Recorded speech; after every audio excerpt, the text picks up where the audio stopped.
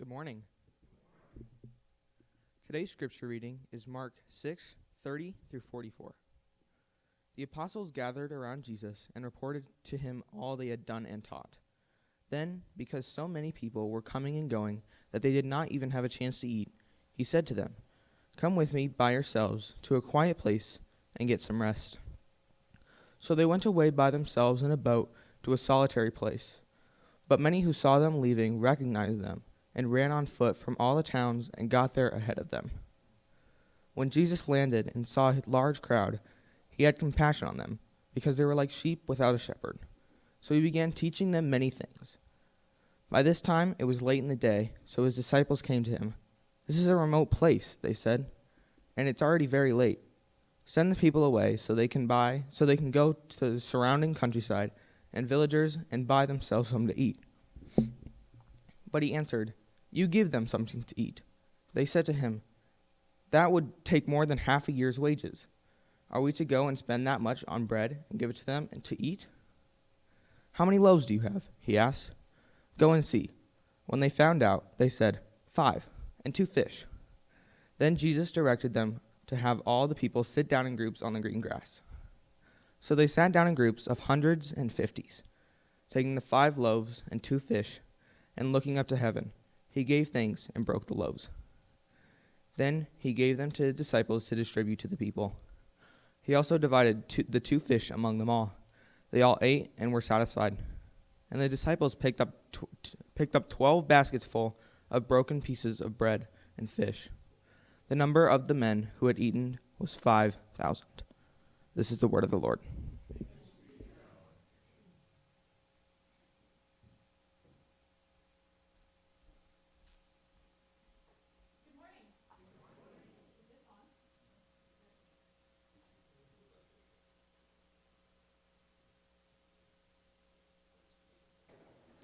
Hello. Oh, perfect. Good morning.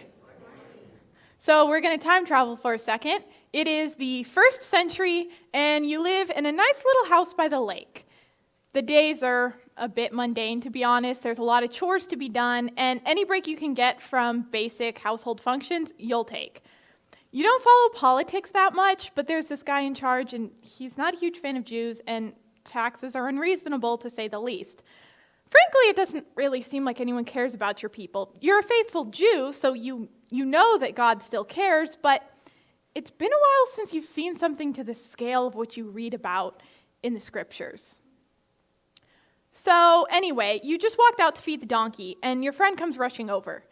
He's a fisherman, and he spends a lot of time by the lake. "Hurry up," he calls to you. "Where to?" you holler back. "To the lake. There's a traveling teacher in town. Don't you want to give him a listen?"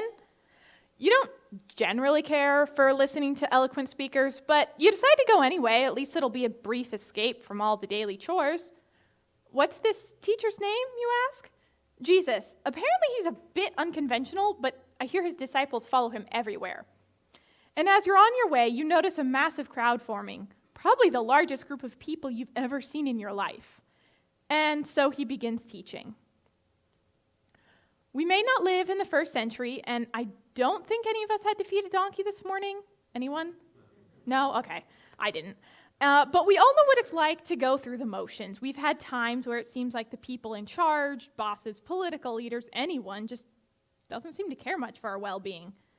Sometimes, dare I say it, it may even seem like God himself has fallen silent. Maybe connecting with God is more of an afterthought or just a routine. If that's you this morning, welcome. You're in company with a lot of people over the last couple thousand years. And if this doesn't accurately describe you, that's fantastic. But chances are you'll still probably feel something like that at some point. Regardless of which camp you fall into, Jesus came and showed us that God cares. It's such a big, important idea that you can say it with only 2 words. God cares. Easy to remember. Jesus cares. We see in our passage from Mark 6:30 that was read for us this morning, and that we're going to read it again, partially because I'm a nerd, but partially because it's the most important thing that you'll hear this morning. So let's read Mark 6:30 through 34 again.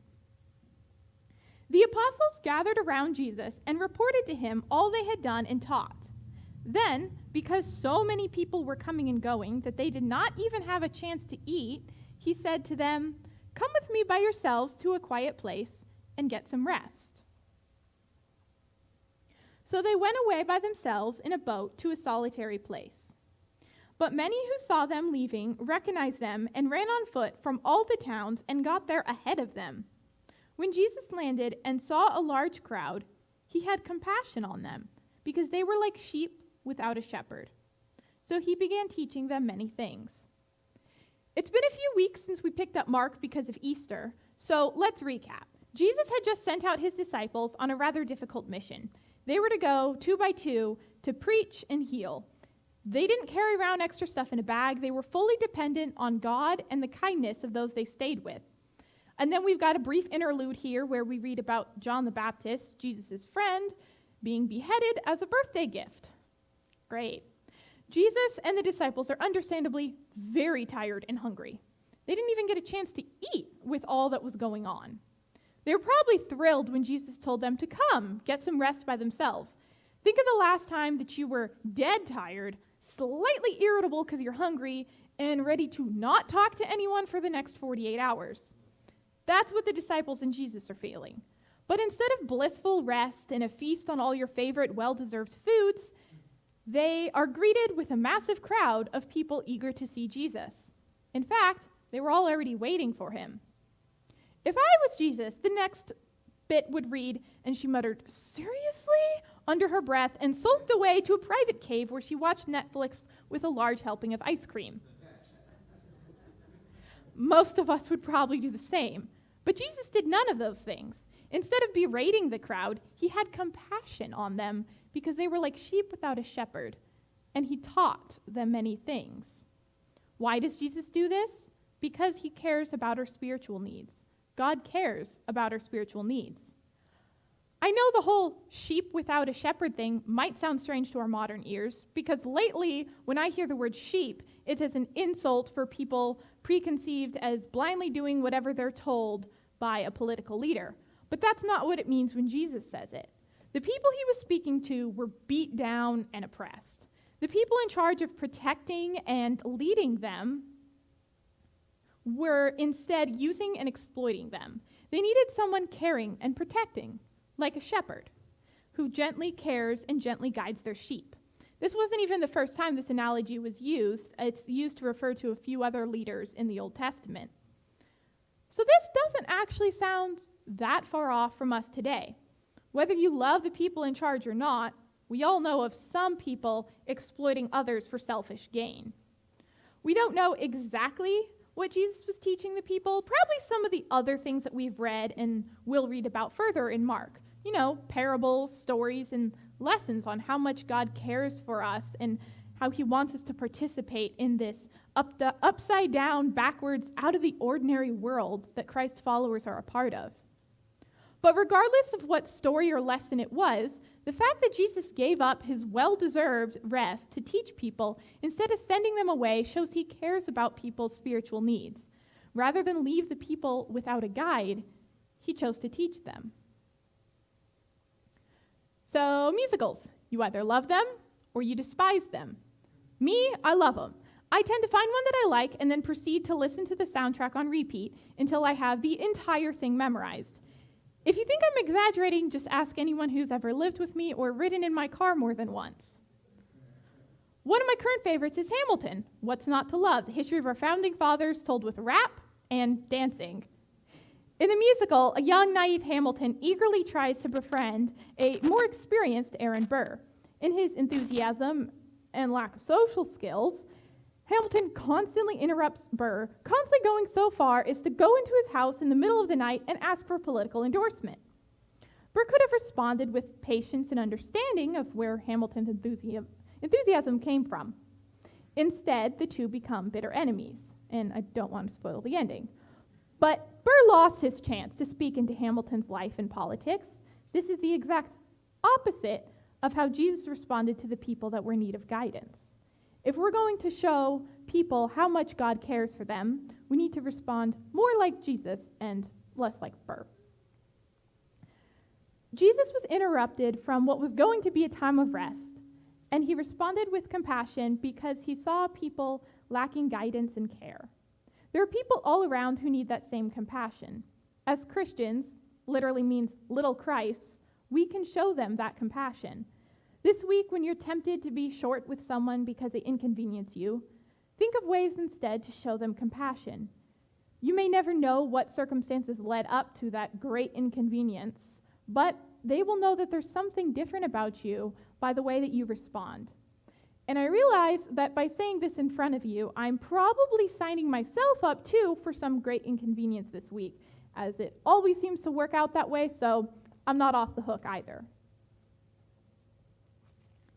As great as the teaching must have been to draw such a crowd, a problem became apparent to the probably really restless at this point disciples.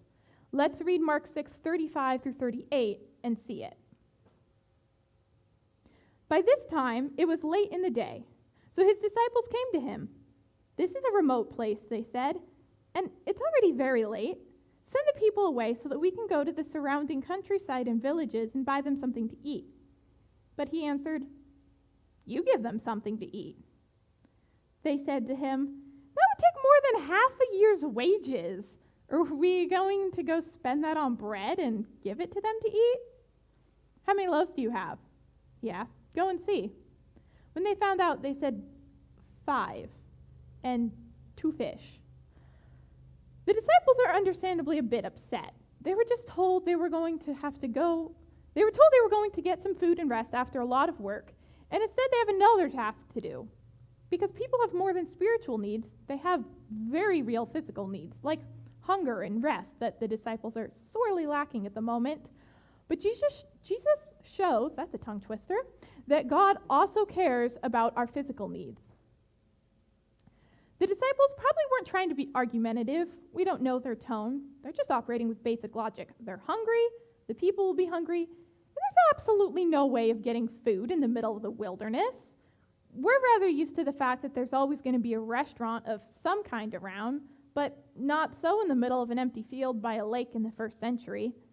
Because of that, we may not initially realize how absurd Jesus' statement was. "You give them something to eat." They quickly do the math and realize how absurd it would be to try to buy bread for the whole crowd. Like, Jesus, where on earth are we going to get all that food? Never mind the money to pay for it.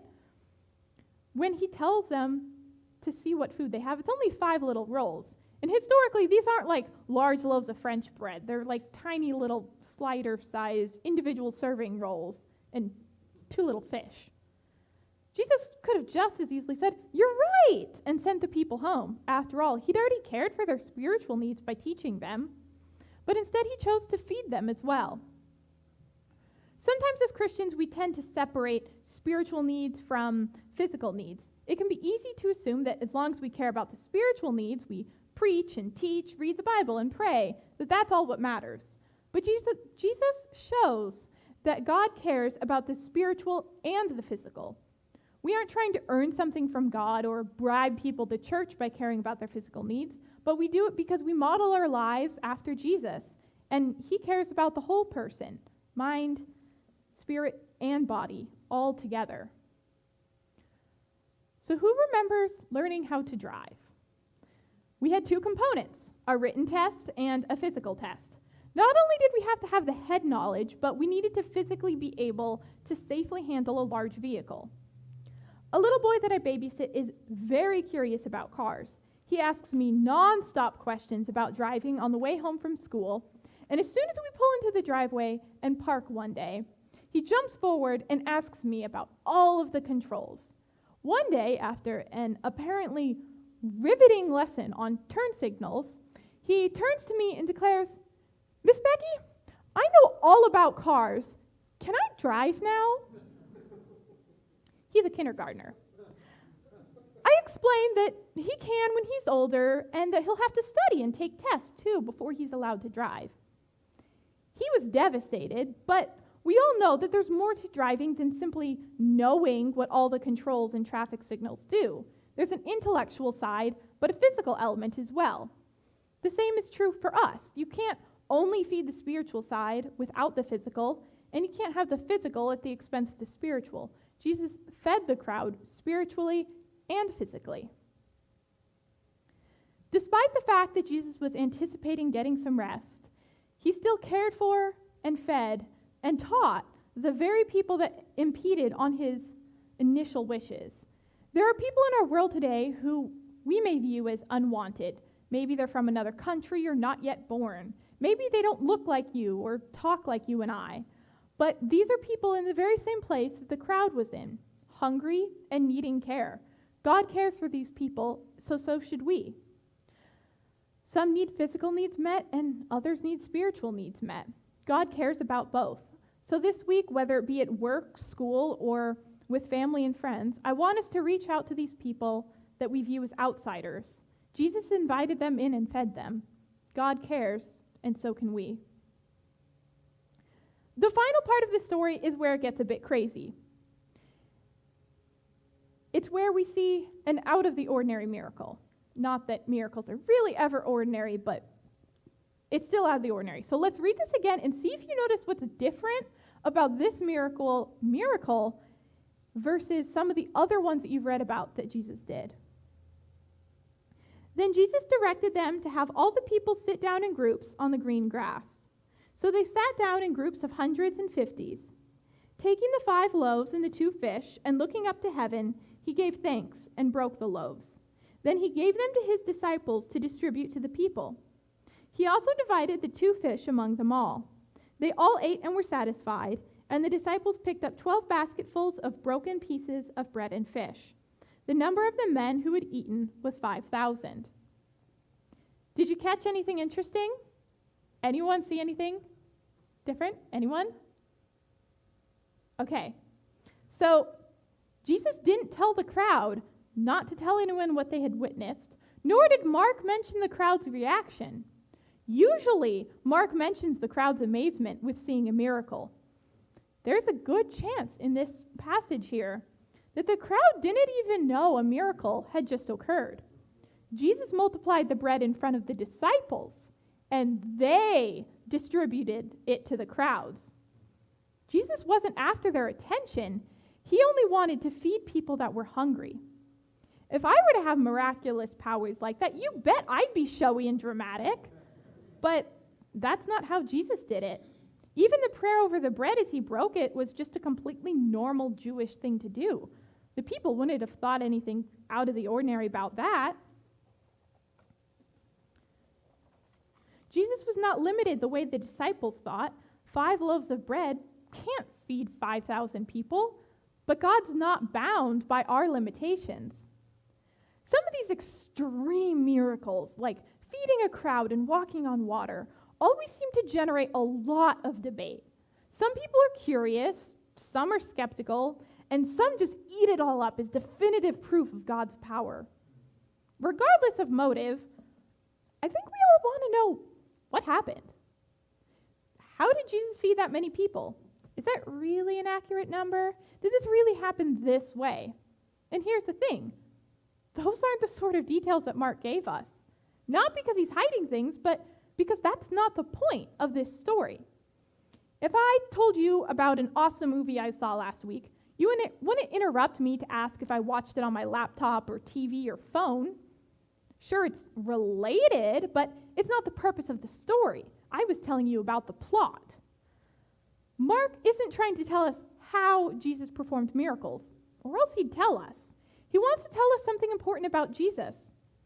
Who is this man? And he doesn't skimp on those details. In this story, we see Jesus as the Son of God, the same God who cared for his people in a similar way long before Jesus came to earth as a man. So join me again on another flashback, back to Exodus 16:11 through 18.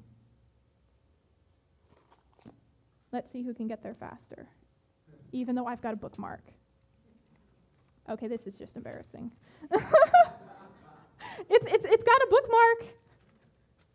Okay, so then Jesus said to Moses, Then the Lord said to Moses, I have heard the grumbling of the Israelites. Tell them, at twilight you will eat meat, and in the morning you will be filled with bread. Then you will know that I am the Lord your God. That evening, quail came and covered the camp, and in the morning there was a layer of dew around the camp.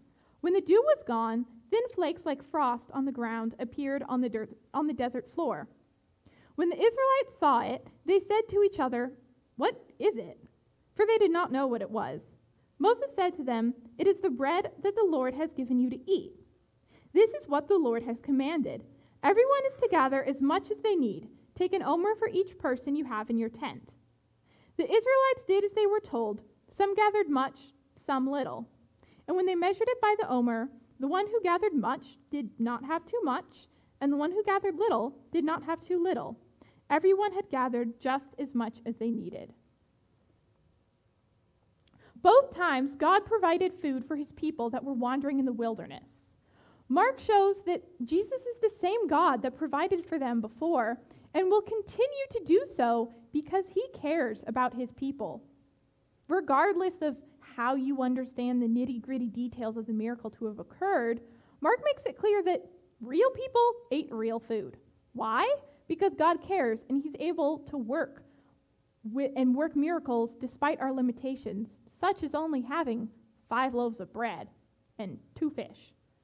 God can work with what we have. We don't need to force ourselves to be something that we're not before God can work miracles within our lives. We can come as we are. God could have made food out of thin air. Instead, he chose to involve us, to invite us to be on his mission to save the world. So who's ever been hungry and looked at the clock and realized, it's about time to make dinner or lunch? You walk into the kitchen confident that you've got some leftovers, and nope, someone ate them for a snack. Money's tight, so ordering food right now just isn't an option. It's time to look in the cupboard. As you stare hopelessly into the fridge, you realize the milk went sour and the lettuce looks a bit sad. Time to close the door, lower your standards, and try again. This is me on the regular. My culinary prowess mostly lies in making a mess, but sometimes I'm able to make something out of whatever odds and ends are left in the back of the cupboard. Many of us did that in college, I'm sure. It's making something good out of a seemingly hopeless set of limitations. God does that, but to an even greater degree. He takes our mess, our seemingly meager offering, and turns it into something far greater. He made us out of the dirt, fed thousands from a handful of bread, and can make something beautiful out of what we offer him. God works despite the confines of human limitations. He's not limited by our shortcomings. Despite the fact that only 5 loaves of bread and 2 fish were provided, he was able to multiply them to feed a great multitude. Oftentimes we tell ourselves that we are too whatever in order to be a part of God's mission. Well, if I was younger, then I would. Well, if I was older, if I had a different career, or if I was smarter. But God's not limited by our parameters. He works miracles despite our limitations. God can still use us to teach and guide others, even if we don't think that we compare to the so-called professional Christians. What is something that you consider one of your limits? Maybe you think you lack the skill or creativity to tell your neighbor about what God has done in your life. Or maybe you think you aren't a strong enough Christian to stand up to temptation. God works despite these doubts we have about ourselves, these limits. I never thought that I was eloquent enough or gifted to teach others about Christ, but here I am. God worked despite my shortcomings. What is something that you consider one of your limitations and offer that up to God? Because God cares. Yes, it's simple, it's plain, and maybe even a bit unoriginal, but it's true. This isn't a flashy, eloquent statement because Jesus' miracles weren't about flashy showmanship. They were about pointing people to God because he cares. He didn't conjure up an army of angels or invent new animals in front of a crowd. That's the sort of thing you see in a Disney movie. Instead, he broke bread. He taught a crowd. Can I say a miracle's plain? A plain miracle to show the plain truth. God cares about his people. Let's be people this week that show that truth to our neighbors in whatever plain, ordinary way we can. Will you join me in prayer? Father, I pray that as you send us out this week, that we will be people who show the truth about how much you care to our friends, our families, and neighbors. No matter how plain or unoriginal it may be, I pray that you will work miracles in our lives so we can show the world how much you care. In your name we pray. Amen.